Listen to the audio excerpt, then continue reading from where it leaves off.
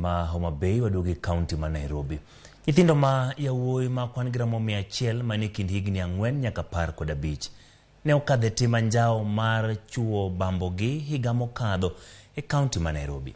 Maluwore kod Lipot mane ogol kod migawo ma kit chwech e county ni, makoro dwaro mondo jonyuol chak puonjo nyithindgi kata mana mapod nie higni machien ne 5 e weche nyodo kod ng'eyo yore mag ritruok. Judith Omondi lero mathoth.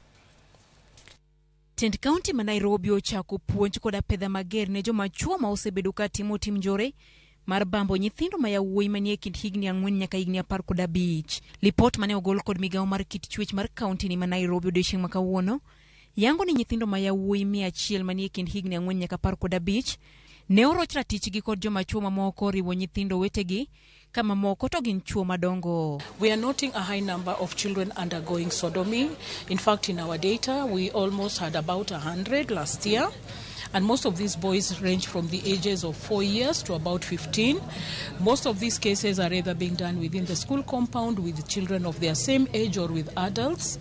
And social media has also brought in the issues of TikTok. Somebody would want to use the children. When your school boy or school-going boy comes home, na amejipupulia, do not be quick to punish him, because we note a lot that we as parents, we run so much to punish the children without asking. Roslyn Makabana maina pisa motelo ne kedo kod lwenje mag kit chweche county ni kwayo jonyuol mondo chak puonjo nyithindgi ka okoni thoth nyithindo yudo midhiero gi tok bed thuolo mar wacho miyo kichopo e ute thieth ka ngimagi ok ber. Sodomy is associated with high levels of stigma, and the boys might not be able to report it.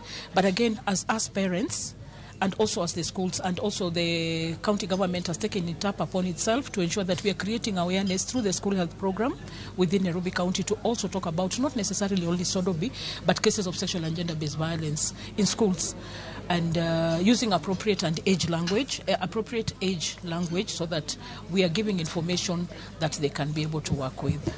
Bende Lipot no yango ni muheo ji 6,000 ne oroch ratichgi higa mokale county ni. E kwani ji 1,000 ne ochwal ng'urgi e nyim doho ka 24 kende mane ong'ad buchgi. Wach magikoni nyayo timbe makamago. E kwan mar mine 2,000 mane oyudo midhiero e kinde mane ginyuol nikech ne otergi nyangu kuonde dak makam kunji kod mukuru otelo. Ka weche moko liekore ni moko kuom ute thieth ma Nairobi tero nyithindo manyiri matindo nyangu ka pod gikwar. Wach mabende Tend county no koro luo. A total of about 2,000 women who came to deliver within our public facilities had complications related to FGM. Then high numbers were coming from areas of the Kamkunji area and parts of Embakasi East, that is the Mukuru. We are yet to really come up and see what type of these cases.